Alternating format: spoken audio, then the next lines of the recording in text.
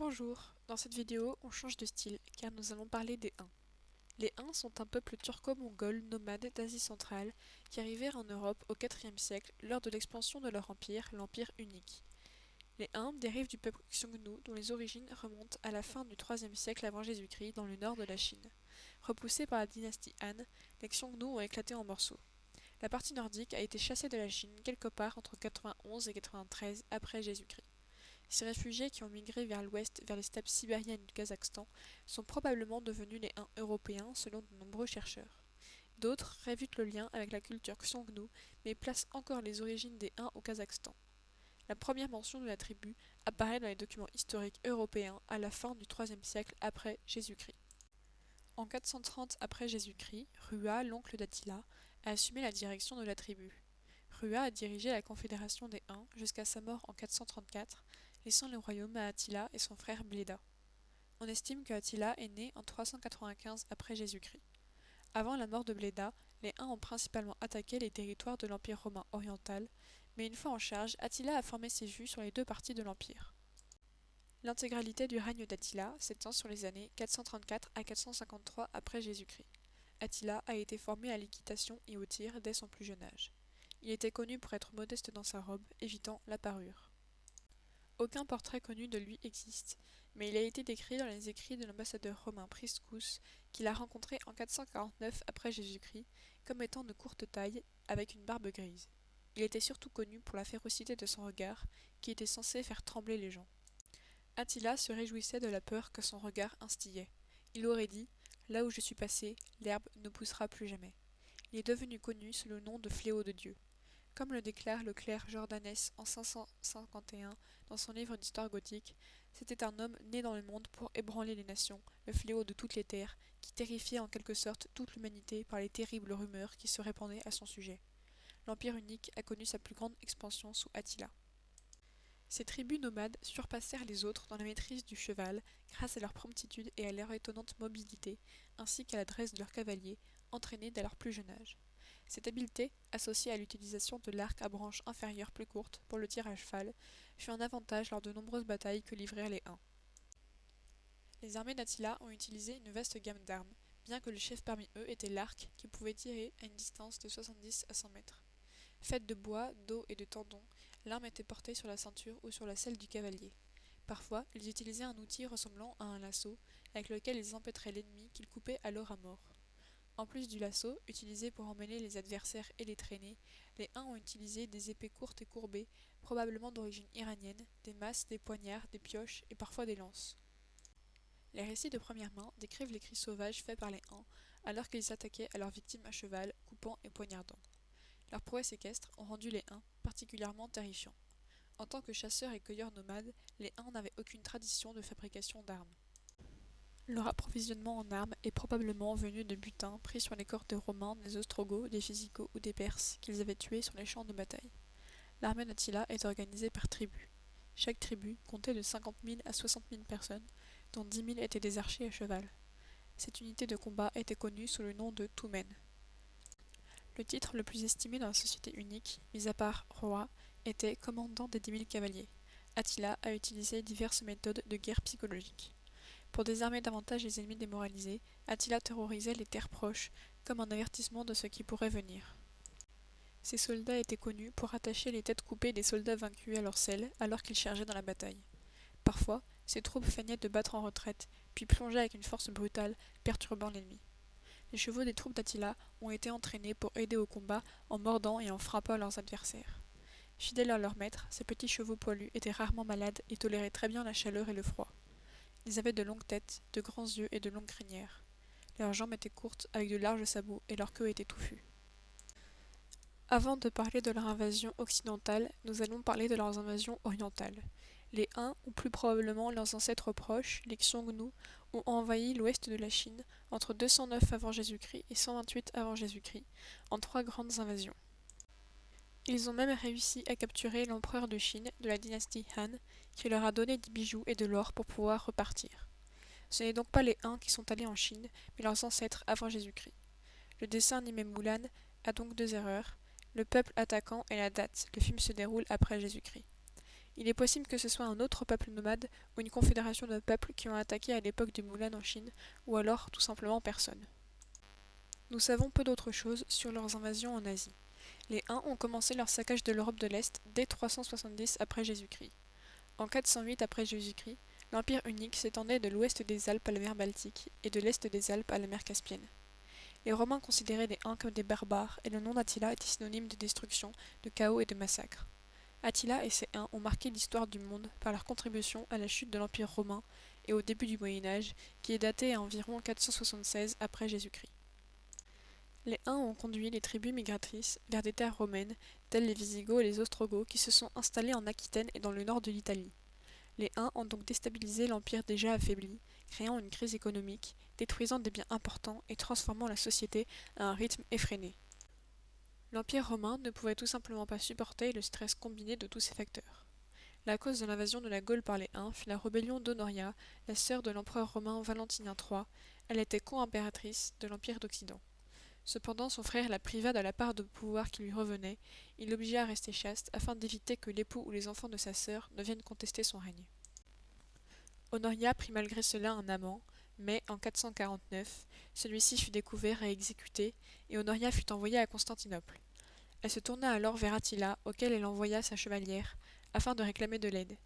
Attila comprit le don de la bague comme une demande en mariage, qu'il accepta, et réclama à Valentinien la Gaule, qui faisait alors partie de l'Empire romain occidental, pour sa dot. Valentinien ramena sa sœur à Rome, où il la maria de force à un sénateur. Il mit également fin aux idées de mariage d'Attila, qui prit cette excuse pour envahir la Gaule avec son armée. La ville de Metz est incendiée en totalité et Reims est détruite. Il s'arrête devant Paris sans l'envahir. Cet épisode va valoir à Sainte-Geneviève, qui implore les Parisiens de ne pas abandonner leur ville, une autorité extraordinaire ainsi qu'une proclamation de sainte patronne de Paris. Il entre ensuite dans Orléans, défendu par l'évêque Saint-Aignan, mais quitte précipitamment la ville le 14 juin 451 à la vue de l'armée qui avance contre lui. Il était sur le point de se déplacer sur la ville voisine de Troyes lorsque le saint-évêque Lupus supplia Attila de ne pas détruire les villes. Attila accepta, mais prit l'évêque avec lui en otage. Lors de la bataille des Champs cataloniques en 451, en vue de l'ampleur du danger que représentait l'invasion des Huns, le général romain Aetius mit sur pied une armée composée de 60 000 soldats romains et germaniques, dont des Francaliens avec le roi Mérovée, des Sarmates, des Alains, des Burgondes, des Visigoths, des Lètes, des Armoricains et des Gallo-romains, des Gaulois pacifiés avec l'Empire romain. L'armée d'Aetius poussa les 50 000 soldats d'Attila, composés de Gépides, d'Ostrogoths avec leur roi Valamir, de Marcoman, d'Hérules, d'Alamans, de Thuringiens, de Francs-Ripuaires, de Skyres, de Ruges, de Vandales avec leur roi Genséric, vers leur retraite, en un lieu appelé les Champs cataloniques, situé entre Troyes et Châlons-en-Champagne. Les charges de cavalerie commencent le 20 juin à 14 h et continuent toute la nuit. Le roi wisigoth Théodoric est tué et les Francs sont quasiment exterminés. Au matin, Attila et ses troupes se retranchent au milieu d'un cercle de chariots et Aetius arrête la bataille en les laissant se replier.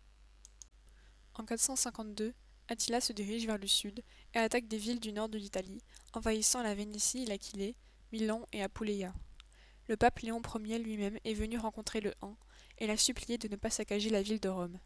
Attila aurait été impressionné par la bravoure du pape et aurait quitté la ville. Dans les années 440, l'Empire unique, dirigé par Attila, domine l'Europe au nord de l'Empire romain, mais Attila subit des échecs en 451 en Gaule et en 452 en Italie. Sa mort en 453 aggrave les tensions. En effet, ses fils Ellac, Ernak et Dengitzik se lancent dans une querelle de succession dans les années 455, portant sur le pouvoir et sur les armées rattachées aux Huns. Compte tenu de ces délitements du pouvoir, les peuples germaniques, tels les Gépides et les Ostrogoths, jusqu'alors soumis aux Huns, reprennent des chefs parmi leur aristocratie dominante. La bataille de la Nédao, en 454, est un événement essentiel où les Gépides d'Ardaric et les Ostrogoths vainquent les fils d'Attila, Ellac, Ernak et Dengitzik, ce qui marque l'émancipation de ces peuples et l'empire unique perdit de son influence. Ardaric confirme l'année suivante la victoire de la Nédao en battant Ellac, dernier fils d'Attila, à tenir le pouvoir. Les Huns se sont divisés en différents groupes et ont formé divers peuples.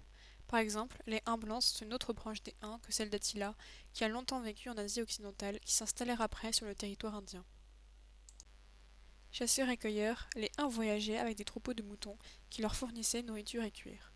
Ils ont passé leur vie au sommet de leurs chevaux robustes, ils en descendaient seulement quand c'était absolument nécessaire. Les jeunes étaient entraînés à l'équitation dès leur plus jeune âge, ce qui rendit les Huns excellents dans ce domaine. La plupart des gens qui ont été face à face avec les Huns les décrivent laids. En fait, l'historien romain Ammianus les décrit comme si prodigieusement laids et courbés qu'ils pourraient être des animaux à deux pattes, ou les figures grossièrement sculptées à partir de souches que l'on voit sur les parapets des ponts. Son point de vue, bien sûr, a été teinté par l'hostilité de la relation entre les Romains et les Huns. Les Huns pratiquaient la déformation crânienne artificielle avec des systèmes de bandage dans la petite enfance, un signe de noblesse dans les familles glorieuses. Des études historiques indiquent que le statut social parmi les Huns était méritocratique et était basé sur la compétence militaire.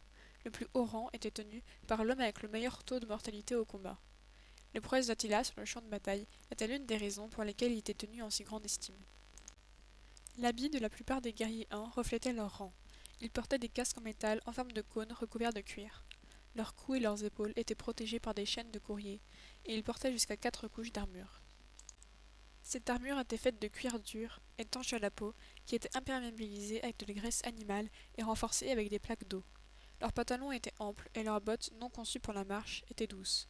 Un feutre ou un manteau de fourrure, richement brodé, complétait les parures. Les Huns portaient souvent des rubans colorés dans leurs cheveux et leurs barbes. Rarement coupés, ceux-ci étaient séparés au milieu. Ils enduisaient leurs cheveux et leurs visages de graisse animale pendant les saisons pluvieuses et froides, comme protection contre les éléments. On sait que les Huns reconnaissaient la divinité turco-mongole Tengri, dieu du ciel. Les Huns ont également fait des sacrifices pour leurs dieux présents pour eux dans les éléments naturels, comme la lune, les arbres, les créatures sacrées. Ils étaient chamanistes, c'est-à-dire qu'ils croyaient en l'omniprésence des esprits dans la nature. Selon Moïse Dioscurency, de la seconde moitié du 7e siècle, ils utilisaient des chevaux comme offrande à brûler pour le culte d'un monstre sauvage gigantesque qu'ils invoquent comme le dieu Tuangrikan. Les familles endeuillées se blessaient et se lacéraient le visage. Priscus raconte qu'à la mort d'Attila, les Huns coupèrent une partie de leurs cheveux et défigurèrent horriblement leur visage avec des blessures profondes afin que le guerrier puisse être pleuré, non pas avec des lamentations et des larmes féminines, mais avec le sang viril. Avant d'enterrer leurs morts, les Huns avaient l'habitude d'exposer le corps et, au moins dans le cas où le défunt avait été un homme d'importance, les endeuillés se baladaient autour au galop complet. Il était d'usage de placer des objets de valeur dans les tombes. Ils pouvaient pratiquer parfois des sacrifices humains lors de funérailles. Leurs devins examinaient les entrailles du bétail. En Europe, les Huns étaient en contact constant, amical ou hostile, avec les chrétiens. Beaucoup de Huns se sont convertis, ce qui a permis à saint Jérôme d'écrire en 403 que les Huns apprennent le psautier, les gelées de Scythie sont réchauffées par le feu de la foi.